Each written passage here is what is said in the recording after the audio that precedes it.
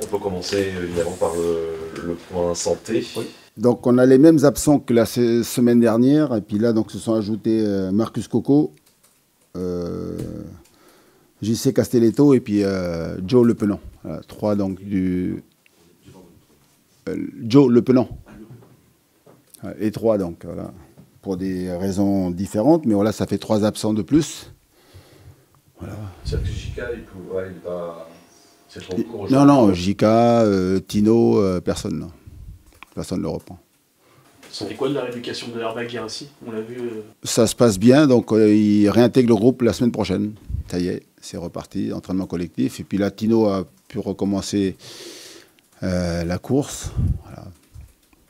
Mais bon, c'est pour ça que on a les mêmes absents, et puis se sont ajoutés les 3, là, donc là, Castelletto, Coco et Le Penant. Et Santonze, il en est où, Fabien Santonze? Toujours, lui, il est en, j'allais dire, oui, en rééducation, quoi, là. Confirmer la mise à l'écart de JC, oui. Castelletto.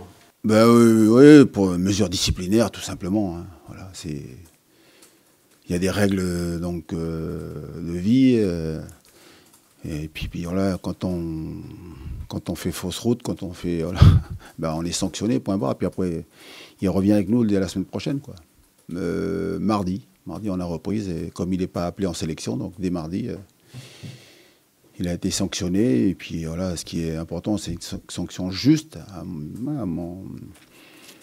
Et puis voilà, donc normal, rien de grave. Hein. C'est le troisième, Antoine, c'est la troisième sanction, je crois, depuis le début de saison. Deuxième sanction. Il y a juste Castelletto, mais pourquoi c'est qui le troisième? Coco, oui, Marcus, deuxième. Et puis Marcus était aussi allé en... Ah non, c'est parce que... Ah non. Vous étiez un peu pris du tout. C'est qui vous a inventé ça? Ah non, mais moi je dis toujours la vérité, donc c'est pour ça qu'après on discute, mais il n'y a jamais... Alors je vous dis, s'il y a sanction pour Ganago, je vous l'aurais dit, il n'y a pas de sanction. Lui, il avait besoin de jouer, et ça fait combien de temps qu'il n'avait pas joué? Dites-moi. 9 mois. Donc là, il avait fait un match avec la réserve. La fois d'après, comme ça je vous dis tout, il n'était pas allé parce que la réserve ne jouait pas. Donc je l'ai pris avec moi dans le groupe. Et puis après, donc, comme je savais qu'il allait être sur le banc, au lieu d'être sur le banc, lui, il a besoin de jouer. Puis après, une fois qu'il a joué le deuxième match avec la réserve, ça faisait 2 matchs en 9 mois. Et donc là, j'ai estimé qu'il revenait avec nous. Mais il n'y a jamais... Ah non, mais alors là, si vous vous doutez de ma parole, j'ai horreur de ça, moi. Alors, je dis toujours la vérité. Ça fait 2 sur des joueurs expérimentés et des cadres importants de l'équipe.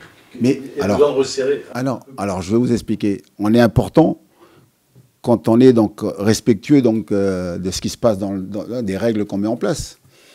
Et j'allais dire encore plus quand on est un joueur cadre, quand on est un capitaine, quand on est un joueur important, tu dois être exemplaire. Exemplaire, c'est très très important. À mes yeux, c'est très important. D'ailleurs, c'est pour ça qu'ils ont beaucoup de responsabilités avec moi. Hein. Ils ont beaucoup de liberté. Ce sont des joueurs importants sur lesquels je m'appuie. Mais quand ils font fausse route, c'est avec eux qu'il faut être très sévère. Moi, j'ai eu des entraîneurs, pour l'avoir vécu en tant que joueur, qui étaient souvent très très durs avec les jeunes. Et puis avec les joueurs cadres, on laissait passer beaucoup de choses. Avec moi, non. Mais surtout, ce qui est important, c'est qu'une fois qu'ils ont été sanctionnés, et puis ils reviennent après dans le groupe, et puis ça fait partie donc du management que j'ai avec eux, et ça se passe, j'allais dire, toujours très bien, parce qu'ils savent que c'est... D'ailleurs, il n'y a personne qui discute dans le groupe. Hein. Vous posez la question, je pense, à tous les joueurs. Je pense qu'il n'y a personne aujourd'hui qui va dire que la sanction que j'ai mise, moi, à JC Castelletto, elle n'est pas normale, pas logique. Visiblement, il s'est excusé en plus, donc il a bien conscience que... Mais après, pour ça, c'est de la... J'ai la salade interne, quoi. Là, ça fait partie donc de la vie d'un groupe où quand quelqu'un fait fausse route, il s'excuse. Moi, le premier, quand je fais des conneries, je m'excuse. Et puis après, ce qui est important, c'est qu'est-ce qu'on fait après, quoi. Et vous allez voir, la semaine prochaine, après, une fois qu'on a repris le boulot, c'est un groupe qui est... Tous les groupes, il y a de la vie, il y a de testostérone. Donc des fois, ça se chauffe un peu, le ton monte un peu. Mais ça fait partie donc de ce qui se passe dans un vestiaire. Hein. Moi, j'aime ça, moi. En plus, ça veut dire qu'on n'est pas indifférent à ce qui se passe à travers les résultats, à travers le travail. Moi, le pire, c'est de voir des gens qui sont amorphes, quoi. Ça, j'aime pas ça. Ça vous oblige malgré tout à changer votre charnière centrale, qui a pas mal tourné depuis le début de la saison. Est-ce que ce manque de stabilité, c'est embêtant? Non, du tout. Mais de toute façon, c'est bien parce que quand il y a des choses comme ça qui arrivent, ben, il faut se servir de ça pour après donc, renforcer donc, l'esprit d'équipe, la solidarité donc, dans un groupe, la cohésion. Et puis, j'ai appris, mais toujours avec l'expérience, que c'est pas parce qu'on est tous au complet qu'on gagne les matchs. Ce qui est important, c'est qu'il y a, j'allais dire, une situation qui arrive, et comment on fait pour parer donc, cette situation, et puis surtout donc, répondre dimanche avec la meilleure équipe, et puis aller chercher un résultat à Lyon. Ceci dit, ça réduit vos choix, vos possibilités. Vous êtes le défenseur d'être disponible, pas seulement avec la tour de JC, mais avec celle de JK aussi. Fabien.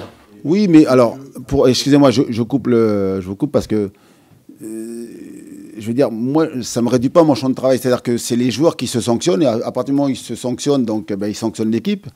Mais après, nous, on trouve des solutions. Mon travail à moi, c'est pas de rester là à me pesantir sur la situation en disant, ben, je comprends pas, c'est pas bien. C'est fini. Moi, j'ai réglé ça lundi. Et puis, toute la semaine, je n'ai pensé qu'à une chose. Comment je construis mon groupe, comment je construis mon équipe pour que dimanche, à Lyon, moi, c'est déjà derrière moi, ça. Hein. Ça, c'est pas un souci du tout. Il fallait donc marquer le coup. Mais après, ce qui est important, c'est comment moi, je trouve les solutions avec l'équipe que là. Donc, il n'y a pas de... J'entends là les propos, on est réduit, ça va être diminué. Qui vous dit de réduction des choix, mais je ne pense pas que derrière, il y a aussi l'absence de jeu pour d'autres raisons, pour des raisons contractuelles. À Lyon, c'est le joueur qui est en pleine forme actuellement. Comment on le remplace, justement? Ben, on va le remplacer parce que de toute façon, c'est pas une situation, c'est pas une surprise pour nous donc, de savoir que Le Penant donc, ne peut pas jouer dimanche. Ça, quand c'est moi qui ai fait qui ai discuté le contrat, donc les agents que je connaissais bien, d'habitude je ne le fais jamais, mais comme c'était des gens que je connaissais bien, donc j'ai pu, entre guillemets, essayer de mettre la pression avec eux sur Lyon pour que cette clause-là n'existe pas. J'étais le premier au courant que ça n'allait pas être possible, et c'est pour ça quand même on a fini par le faire venir. Mais jusqu'au dernier moment, on a poussé pour qu'on puisse le voir jouer contre son club, quoi, hein, avec qui il ne sera plus, parce que donc il y a de grandes chances qu'il reste avec nous. Mais c'était impossible. Vous souhaitez lever l'option d'achat. Voilà. Ouais. Mais bon, une fois qu'on a acté ça, c'était on est au mois de juillet, je crois, voilà. Donc on s'est préparé depuis, donc on le sait. Et dès le match fini contre Saint-Étienne, voilà, je n'ai pensé qu'à une chose, comment on fait pour remplacer. On ne remplace pas, hein, mais en tout cas, pouvoir mettre quelqu'un à la place avec d'autres qualités, mais surtout avec dans l'idée d'être toujours performant et puis d'aller là-bas pour aller poser des problèmes à cette équipe de Lyon et essayer de gagner le match, parce qu'on va là-bas dans cet esprit, quoi. Vous déplorez ces clauses justement dans le contrat qui interdit un joueur de jouer avec son club qui le paye finalement, ou vous comprenez la situation? Non, mais depuis le début, moi je déplore ça, mais après, moi je ne suis qu'entraîneur, donc on est pas mal d'entraîneurs à penser que une fois que tu as signé dans un nouvel club, alors c'est vrai que la seule différence, c'est quand il est prêté.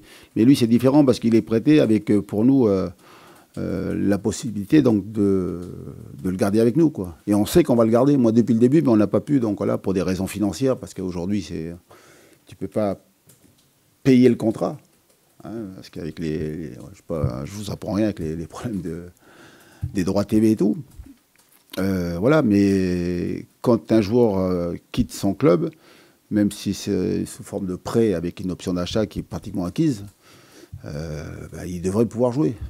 Voilà. Mais je fais simplement le constat. Et puis après, donc, je laisse les gens pouvoir essayer de changer cette règle-là. Mais jusqu'à présent, on n'a jamais réussi. Lyon en face, c'est une équipe qui change beaucoup dans son 11 au départ. Vous attendez à quel Lyon dimanche?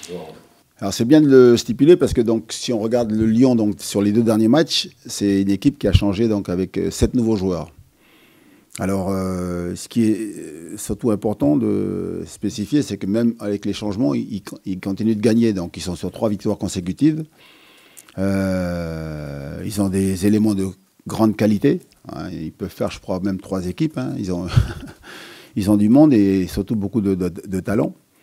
C'est une équipe qui est offensivement très forte. Là, on l'a vu sur que je ne dise pas de bêtises, sur les 4 derniers matchs, ce sont 10 buts de marqués. Voilà. Lacazette a retrouvé le chemin du but. Donc voilà, ils ont le retour de Cherki depuis qu'il a re-signé. C'est une autre attaque, une autre équipe. On sait qu'offensivement, ils sont talentueux, ils sont redevenus efficaces. Donc voilà, c'est une belle équipe. Hier, ils ont brillamment gagné donc, en Écosse, contre Glasgow Rangers. Donc voilà. Après, nous, on sait aussi qu'ils ont des failles. Il y a derrière une équipe qui prend beaucoup de buts, une équipe qui à domicile peut être mise en difficulté. Donc à nous d'avoir des arguments dans le jeu pour pouvoir donc, et bien défendre d'abord, parce que ça va être la clé. Puis après, profiter donc, des situations qu'on aura pour aller essayer de marquer. Sur le papier, c'est l'équipe la plus forte que vous avez affrontée depuis le début de la saison? Oui, sur le papier, oui. Sur le papier, oui, c'est l'équipe la plus forte, oui, bien sûr. On connaît donc là les investissements qui ont été faits cette saison pour améliorer le groupe avec l'arrivée, tout dernièrement, donc, de Jordan Verretou, qu'on connaît bien. Hein. Donc ils ont, oui, c'est l'équipe là avec plus de joueurs d'expérience, de qualité, voilà. On s'attend à un match très compliqué là-bas. Et comme vous l'avez dit après le dernier match, vous vous sentez armé pour jouer ces équipes-là? Ah oui, on se sent armé, oui, parce que aujourd'hui les matchs qu'on a entrepris sont intéressants. Alors bien sûr qu'on n'a pas les mêmes résultats que Lyon, mais ce sont des matchs intéressants qui nous ont permis d'avoir confiance en notre jeu, confiance en ce qu'on fait. Et puis ça va être intéressant parce que moi j'aime bien l'idée donc de jouer aujourd'hui des équipes qui sont donc bien meilleures que nous. Voilà, il faut aller affronter ces équipes-là et il faut les regarder dans les yeux, quoi. Hein. Après, pour revenir à cette équipe de Lyon, ils ont ces qualités-là. Et puis après, moi je le dis avec comment je le ressens, c'est que c'est une équipe aussi qui a du vice, beaucoup d'expérience, qui est capable aussi de beaucoup provoquer des fautes, provoquer donc l'adversaire, mettre une grosse pression sur l'arbitrage aussi. Donc voilà, je tiens à le souligner parce que voilà, j'ai encore en travers de la gorge ce que j'ai vécu la saison dernière ici. Voilà. Ça, pour moi, c'est inacceptable. Voilà. Voilà, on sait que Lacazette, il faut surveiller parce que donc il est bien sûr un très très très grand attaquant.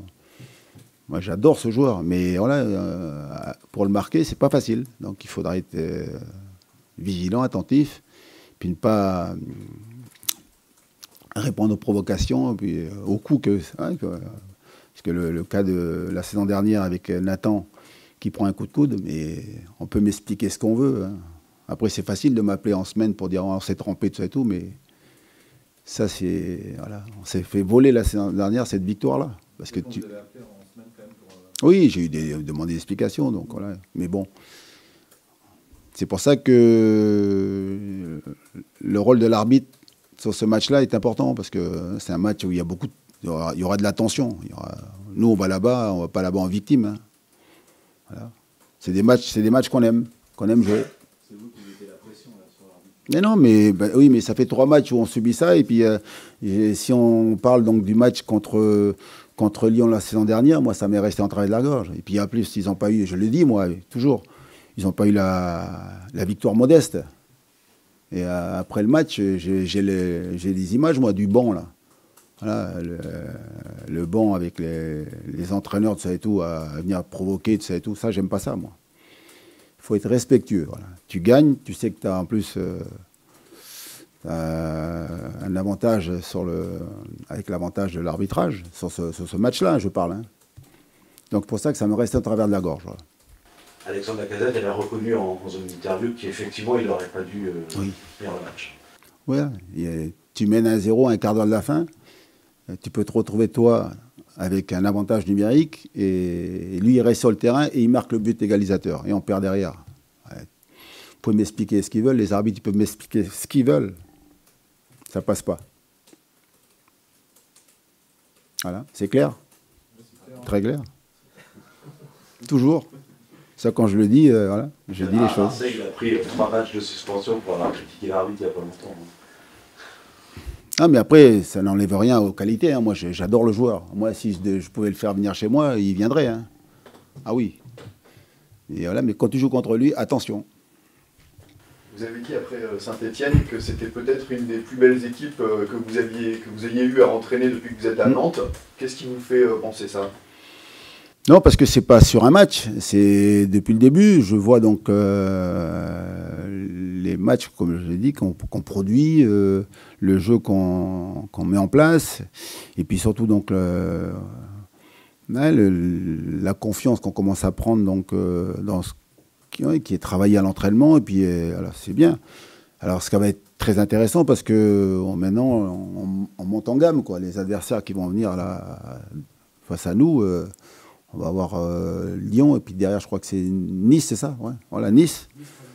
Voilà, donc ça va être super intéressant. Moi, j'adore, parce que c'est encore une fois un défi qui nous est proposé, et puis savoir comment nous, on va répondre à ce type d'adversaire.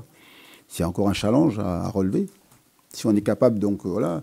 Mais pour l'instant, c'est ce que je dis sur ce que j'ai vu moi depuis que je suis arrivé là, il y a 3 ans, et puis voilà. Nous, à l'époque, on ne pouvait jouer qu'en contre. On avait un profil d'équipe avec Randall, j'ai dit, avec Ludo, Randall Colomoni, Ludo Blas, et voilà, Simon. Là, maintenant, on est capable aussi donc, de jouer en contre, mais aussi d'avoir donc un milieu de terrain aussi.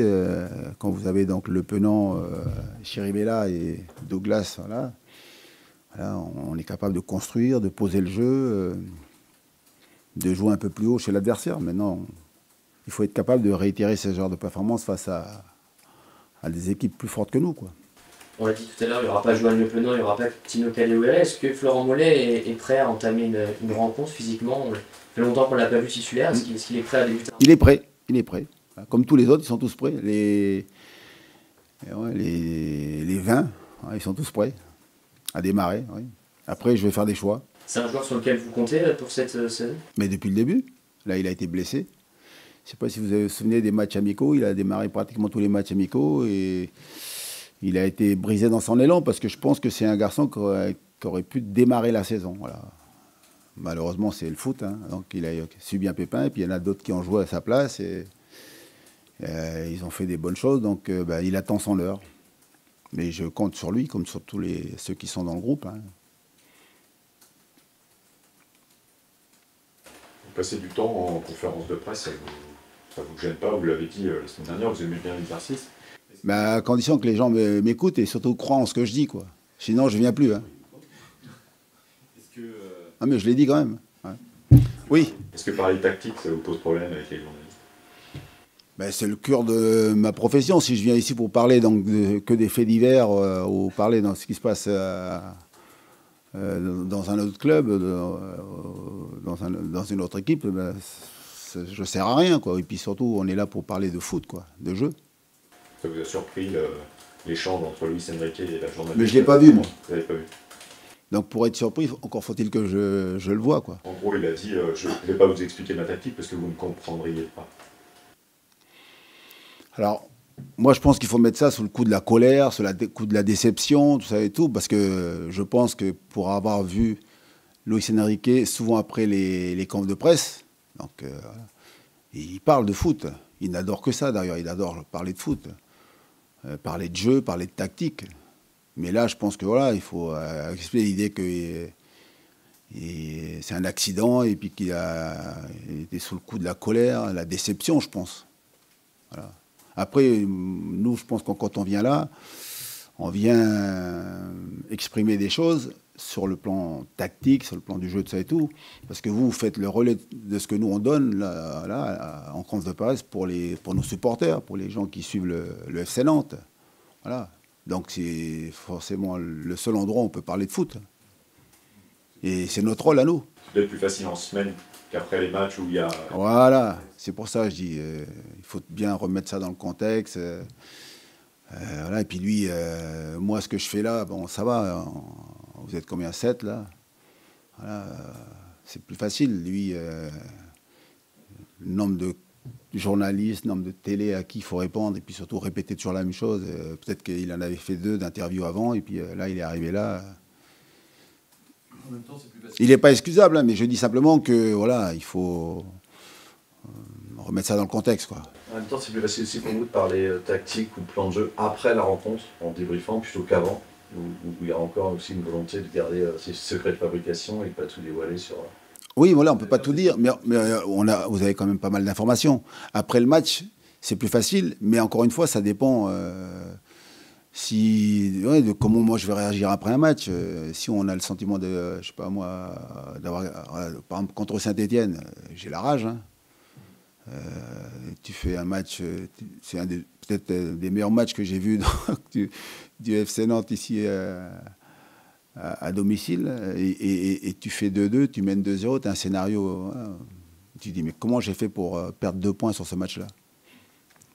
Donc voilà, et après, on est là, alors ce qui est embêtant, c'est qu'on est au tout début de saison, quoi. Normalement, on est encore frais, on est encore bien dans notre tête, normalement, on doit être capable de rester calme, quoi.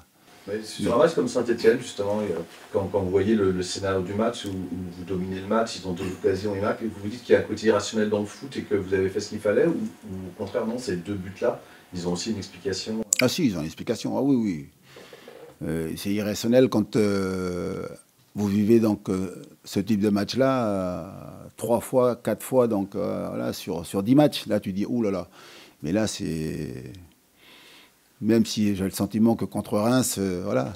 Et c'est quoi? C'est sur le débrief que vous avez fait avec vos joueurs? Qu'est-ce Oui. qui vous a manqué? Oui. C'est quoi? C'est dans la gestion du tempo? Vous avez reculé trop à ça? Non, parce que c'est quand même 2 coups de pied arrêtés, 2 corners.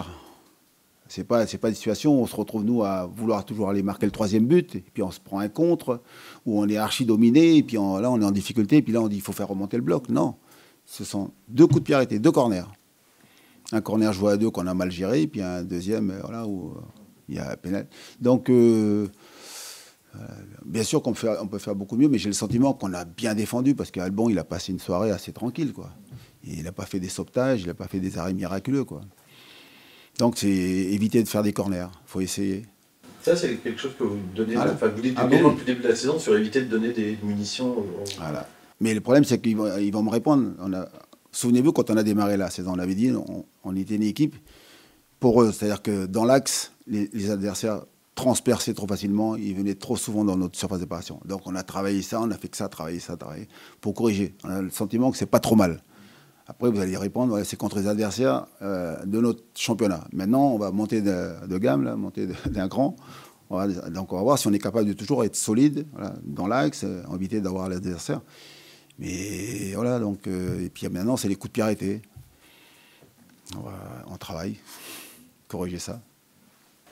Antoine, juste une question en dehors du SR, je vais faire vite, mais elle est un peu compliquée parce que la Cour de la justice européenne vient de trancher en faveur de Lassana Diarra ce matin dans son litige qu'il opposait à la FIFA, et ça risque de faire jurisprudence et de faire exploser tout le marché des transferts au niveau mondial, puisque ça contrevient au règlement de la FIFA. En somme, si ça fait jurisprudence, les joueurs pourront quitter les clubs pour aller dans un autre club en cours de saison n'importe quand sans avoir à verser d'indemnité.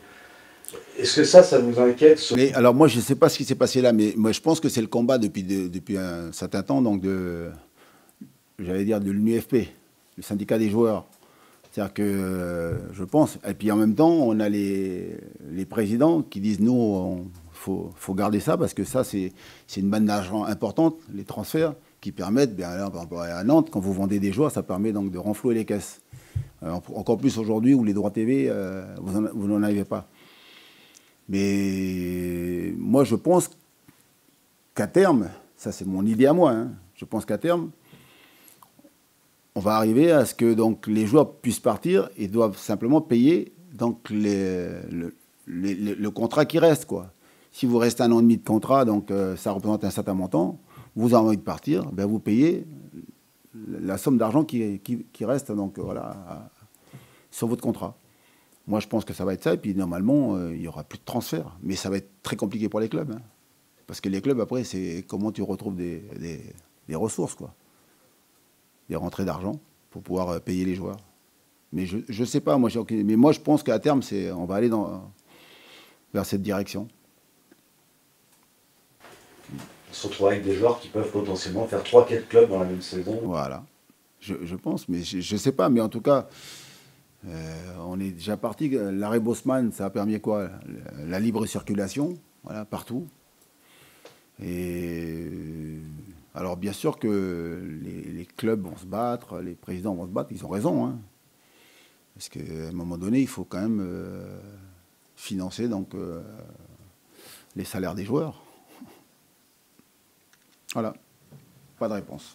Merci beaucoup. Merci.